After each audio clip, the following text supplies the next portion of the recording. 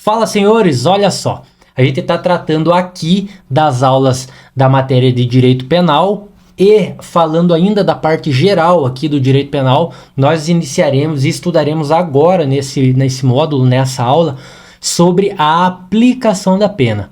Então, sem perder o seu tempo, a gente vai direto para o slide. Senhores, olha só, a gente precisa entender então algumas circunstâncias agravantes da pena, a gente precisa entender quais são essas circunstâncias e, antes de mais nada, a gente precisa saber que situações que agravam a pena não podem ser aquelas que qualificam, tá? Existe essa situação aí, a gente vai aprender posteriormente essa diferença do que é o agravante e do que é o que qualifica a pena, tá? Então vamos ver o que significa a reincidência, tá? A reincidência acontece quando o agente ele comete um novo crime, tá?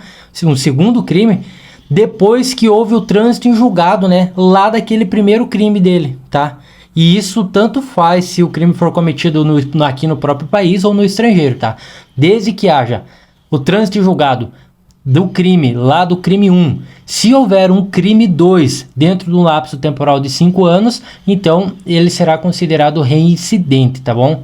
E é isso que fala aqui esse bizu, o item 1.1, e também no próximo quadro aqui a gente vê o item 1.2, que fala o seguinte: não se aplica o instituto da reincidência quando o agente tiver condenação anterior por crime militar próprio e o posterior por crime comum.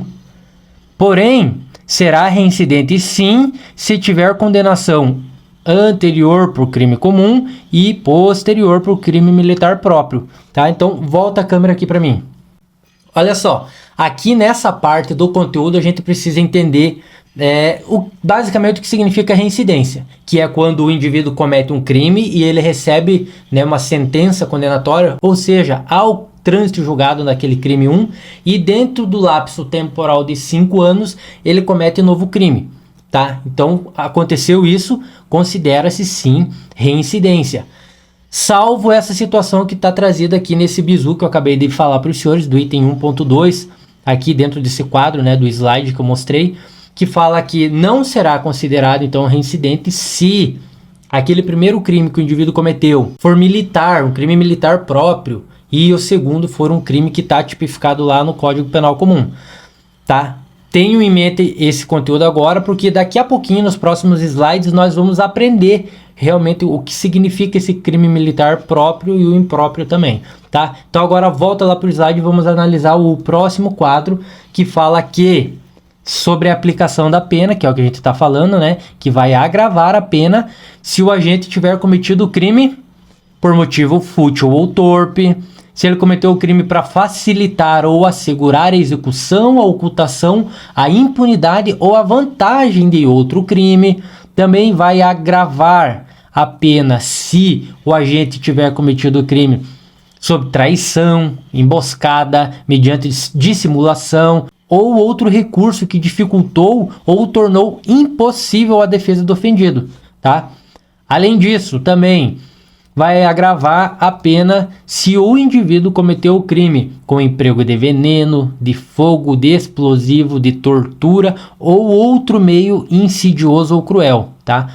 Ou de que podia resultar num perigo comum, senhores, tá certo? Além disso, se o agente tiver cometido o crime contra seu ascendente, descendente, irmão ou cônjuge, vai agravar a pena se o agente tiver cometido o crime com abuso de autoridade ou ainda se prevalecendo, né, de relações domésticas, de coabitação de hospitalidade, com violência contra a mulher, tá? Com abuso de poder ou violência de dever inerente ao cargo, ofício, ministério ou profissão. Se for contra criança, contra maior de 60 anos, contra enfermo ou contra mulher grávida. Também vai agravar a pena se o agente tiver cometido o crime quando o ofendido estava sob a imediata proteção, né, sua imediata proteção. Também em ocasião de incêndio, de naufrágio, de inundação ou qualquer tipo de calamidade pública ou de desgraça particular mesmo do ofendido, tá? E por fim também, se ele cometeu o crime em estado de embriaguez pré-ordenada. E volta a câmera aqui, senhores. E olha só, senhores, o que é essa embriaguez pré-ordenada? É aquele indivíduo que toma um trago para ter coragem de ir lá cometer o crime, tá? Então o agente que comete o crime sob o efeito dessa embriaguez pré-ordenada, ele também vai ter essa agravante na pena dele, tá certo? Então vamos continuar, vamos para o próximo slide.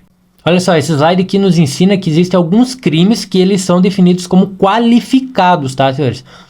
Ou seja, né, também é conhecido como agravado pelo resultado, mas trata-se de crimes qualificados. E esses crimes qualificados, eles são usados, né, essa terminologia, para designar alguns crimes mais pesados, né, alguns crimes assim mais graves.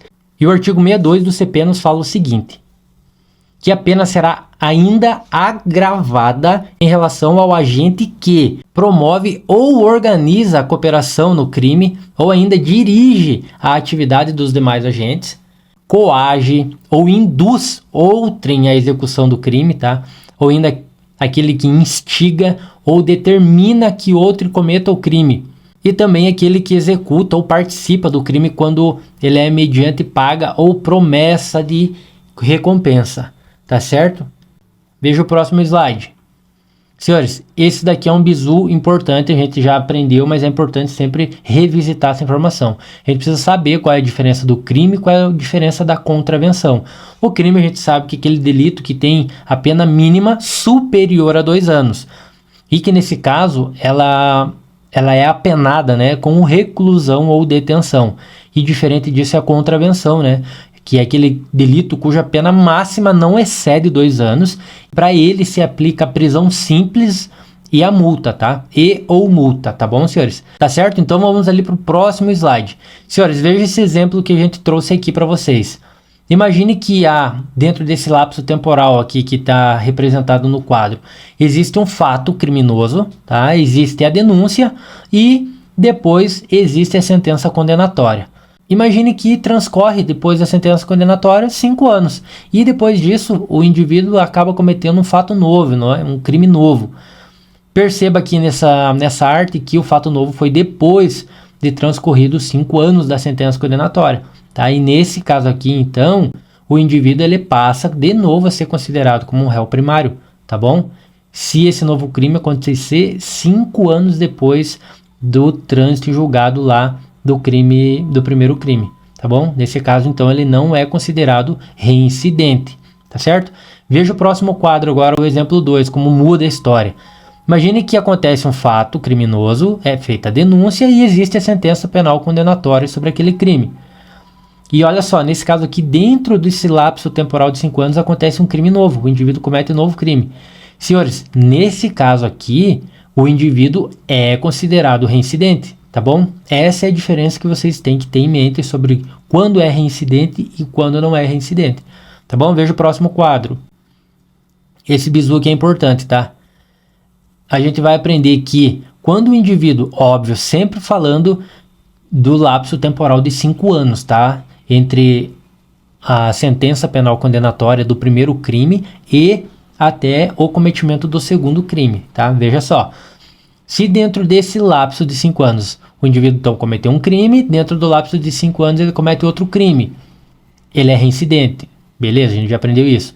Se o indivíduo comete um crime e dentro desse lapso temporal de 5 anos comete uma contravenção, ele é considerado reincidente também. Se o indivíduo comete primeiro uma contravenção e ele recebe uma sentença penal condenatória sobre a contravenção dele, e durante esses 5 anos depois da sentença ele comete um crime, senhores, aqui é o único caso em que não gera reincidência, tá? Então preste atenção nisso. E contravenção com nova contravenção também gera reincidência, tá? Então você tem que saber que se o indivíduo comete uma contravenção e dentro do lapso de 5 anos após a sua sentença penal condenatória, ele vai e comete um crime, nisso não gera reincidência, tá? Deixa isso bem claro. Vamos para o próximo quadro. Olha lá, senhores, esse complemento aqui pode ser cobrado em provas, então deixa anotado isso. Contravenção no estrangeiro não gera reincidência.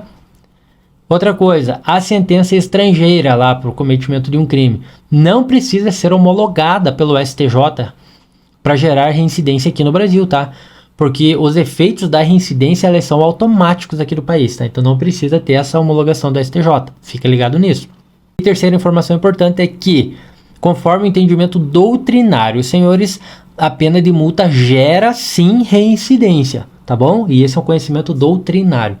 Agora vamos para um quadro que é importante de bizu, tá? Olha só, hipótese de reincidência nos casos em que houver extinção da punibilidade do crime anterior e, portanto, o novo cometimento de um crime, né? Então volta a câmera aqui para mim agora. Olha só, senhores, a gente vai aprender aqui sobre a extinção da punibilidade e a situação da reincidência, tá?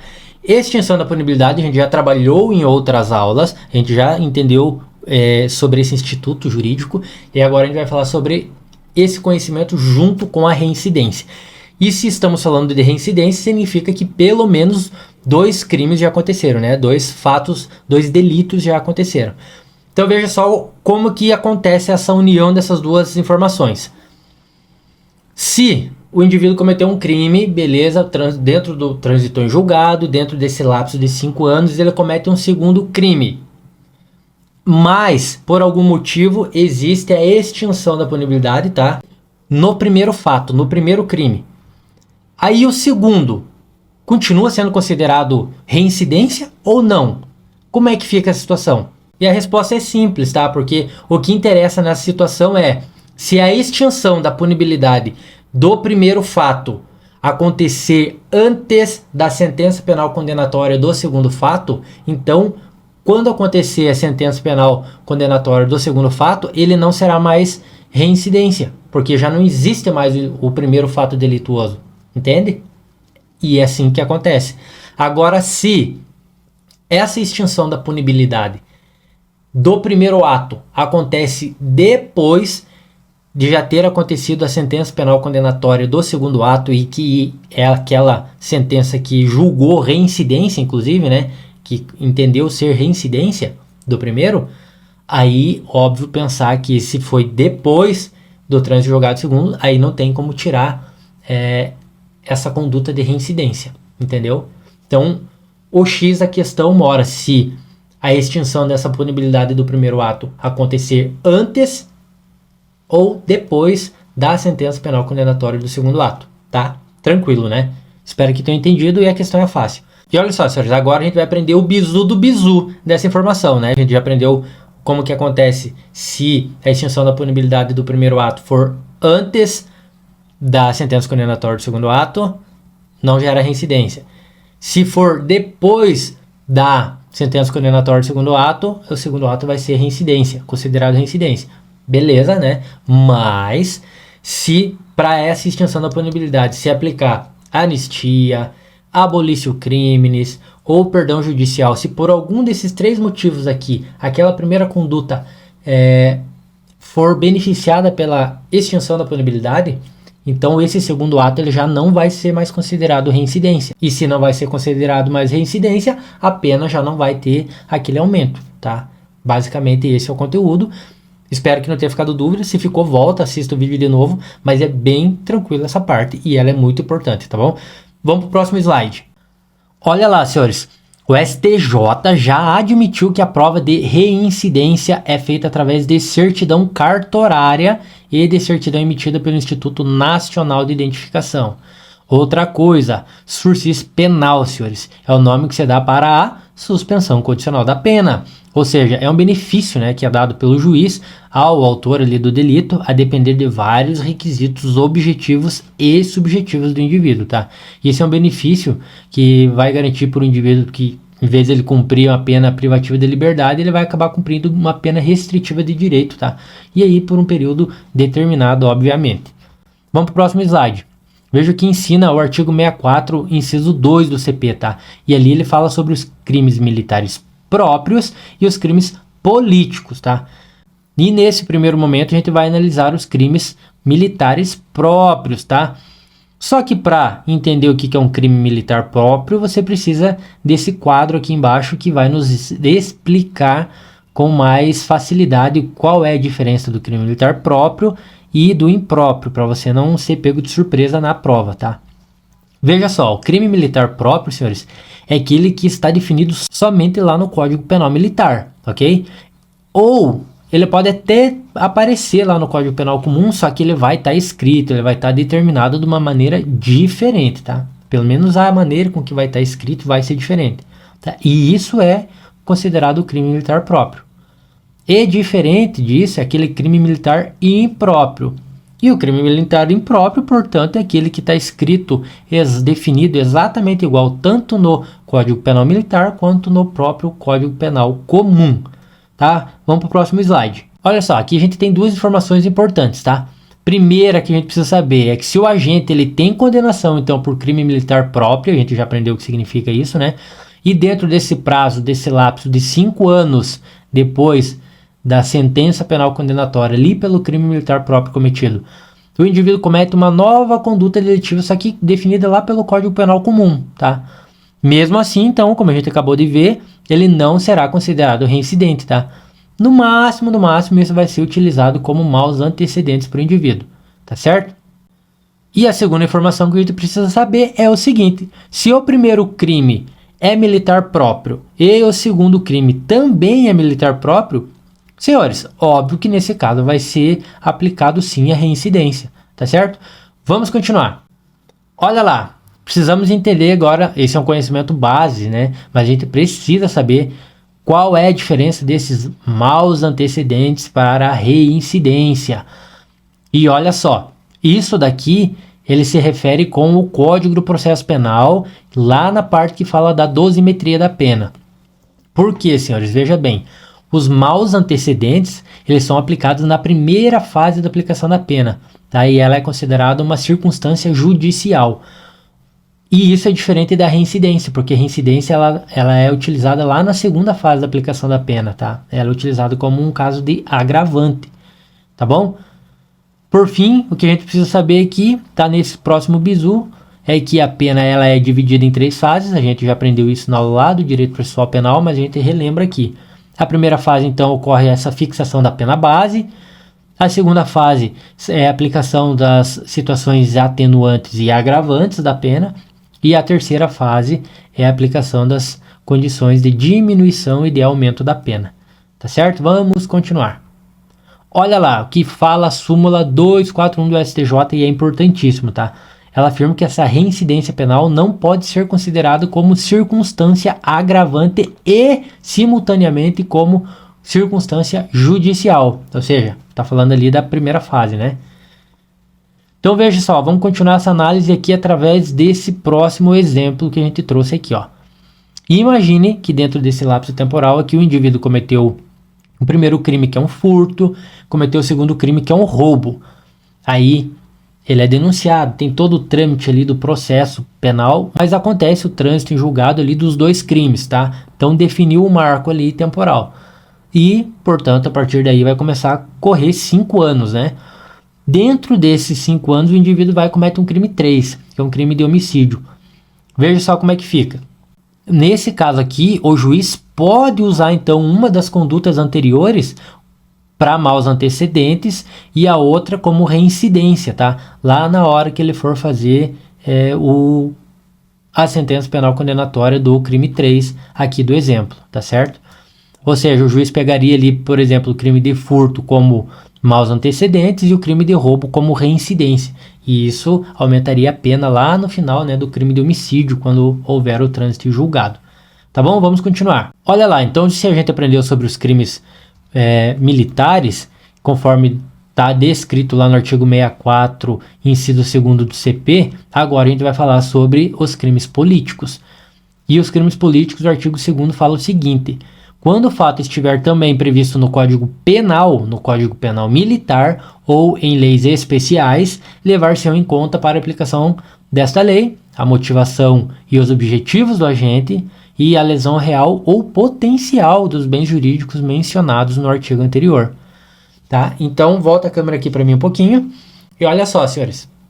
Aqui nessa parte da aula, quando já está falando dos crimes políticos, né, lá do artigo 64 do CP, inciso 2º, tanto crimes militares, que ficou bem amarrado aqui a informação, quanto agora crimes políticos, Nos crimes políticos, a gente precisa ter a ideia que o legislador ele deixou bem amplo, tá? A condição do que seria o crime político, e isso por vontade própria do legislador, para que numa possível condição de algum crime político aconteceu, qualquer um, tá? Qualquer um. Aconteceu primeiro, dentro de 5 anos, se aconteceu, né, dentro desse lapso de 5 anos, se aconteceu algum crime comum, não vai ser reincidência, ou seja, não vai ter aumento de pena. Mas o legislador aqui, para beneficiar essa classe política, não deixou amarrado do que se trata especificamente, tá? Ou seja, ficou mais fácil para o político, porque ele pode cometer várias delitos aqui, desde que seja no âmbito político, não vai gerar reincidência se cometer um crime comum dentro de 5 anos, tá? Então, pensando assim, entendido dessa forma, vamos voltar para o próximo slide. Vai lá. Olha só, vamos para esse bizu aqui, tá? Porque ele pode ser cobrado aí como uma pegadinha de prova. Se o agente ele é condenado por crime político e dentro do lapso de 5 anos comete novo crime político, mesmo assim, senhores, não será considerado reincidente. Isso porque não existe previsão legal para essa condição, tá certo? Olha só, chegamos no artigo 65 do CP, e o artigo 65 ele fala das circunstâncias atenuantes, aquilo que vai atenuar a pena, tá? E quais são essas condições? Primeira, se o agente ele for menor de 21 anos na data do fato ou maior de 70 lá na data da sentença, se ele alegar desconhecimento da lei, se o agente também tiver cometido o crime por motivo de relevante valor social ou moral, se logo após o crime, para evitar-lhe ou minorar-lhe as consequências, ou ainda, né, ter reparado o dano, tudo isso antes do julgamento, tá? Também vai ser circunstância atenuante se o indivíduo cometeu o crime sob coação ou sob cumprimento de ordem de autoridade superior. Tudo isso sob a influência de uma violenta emoção provocada por ato injusto da vítima, né?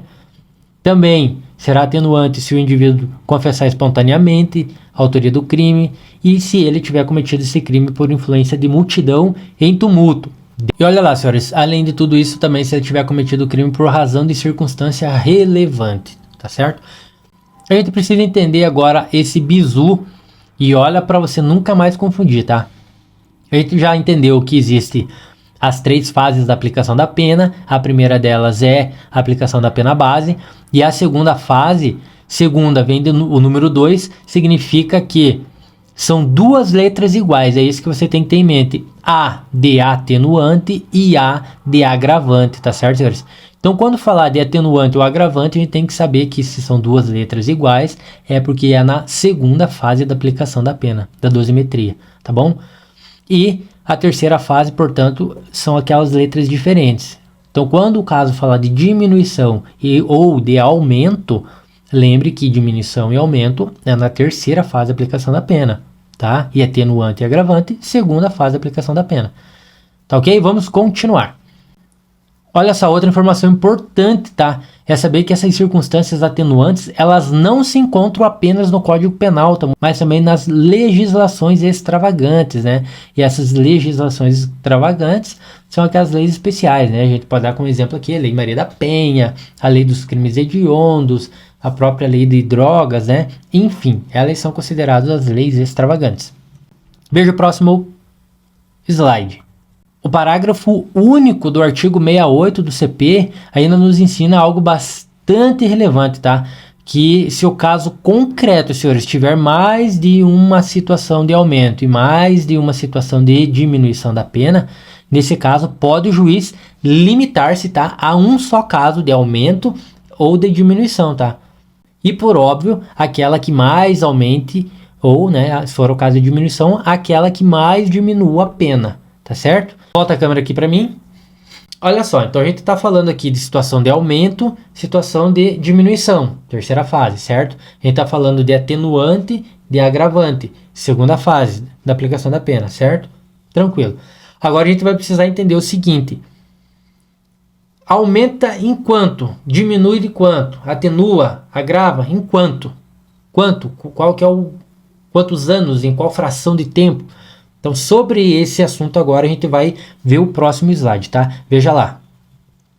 Senhores, veja só, a lei em si, ela não define nada, tá? Sobre quanto tempo dura uma atenuante ou uma agravante, que tá falando lá da segunda fase da aplicação da pena, certo? Contudo, ela define sim esse período de tempo em relação à diminuição e aumento, tá? E esse lapso temporal equivale a 1/6 da pena base fixada na primeira fase da aplicação da pena, tá certo, senhores? E olha só, a jurisprudência, senhores, ela fixou em 1/6, tá? O período de 1/6 como base também nos casos de atenuante e agravante. Ou seja, a jurisprudência pegou esse conhecimento da lei que fala sobre diminuição e aumento, que é lá da terceira fase da aplicação da pena, e trouxe ela como base aqui para aplicação da segunda fase da dosimetria da pena, que é na situação de atenuante e agravante, tá? Mas como a lei não define nada disso, quem trouxe esse conhecimento para cá foi a jurisprudência, fica ligado nisso. E obviamente que assim, ó, é um bizu do bizu. Esse lapso de 1/6, senhores, não é regra, tá? Porque existe sim e cabe sim ao juiz uma discricionariedade quanto a esse tempo, né? Esse lapso temporal que ele vai aplicar em situações de atenuante ou de agravante do caso, tá? Ele pode através da sua discricionariedade mudar, tá? Não significa que vai ser 1/6 sempre. Tá ok? Vamos para o próximo slide. Olha lá, a gente vai ver agora uma diferença muito importante que muito concurseiro ainda se confunde, tá? O que significa pena base, agravante e atenuante, diminuição e aumento e qualificante. Esses primeiros 3 quadros aqui a gente já trabalhou bastante dentro dessa aula mesmo, então eu acredito que você já saiba que a primeira fase da pena é aquela que define a pena base mesmo, né? E o exemplo que eu trouxe aqui é do homicídio simples, que ele tem previsto lá a reclusão de 6 a 20 anos. E já no caso de atenuante e agravante, então, ela é analisada na segunda fase da aplicação da pena. A terceira fase a gente já entendeu que é diminuição e aumento, tá lá na terceira fase, portanto, da dosimetria da pena, né? E a qualificante, senhores, ela é uma situação que ela está definida no próprio artigo, tá? Essas situações qualificantes, elas fazem com que a pena base, lá da primeira fase da dosimetria, tá? Ela já vinha maior para o caso a ser analisado, para daí ainda aplicar agravante e atenuante, diminuição ou aumento, tá? Mas ele já vem desde a primeira fase lá da pena base com uma qualificante, ou seja, com a pena maior. E falando aqui ainda sobre o exemplo do homicídio simples, né? Imagine que esse homicídio ele passa a ser qualificado por exemplo, ter sido um feminicídio.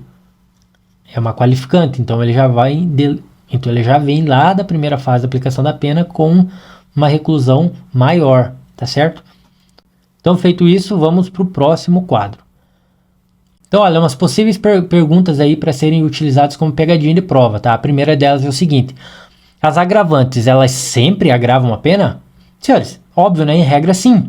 Porém, existem 3 exceções, ou seja, situações onde mesmo existindo condições para agravante da pena, ela não será aplicada.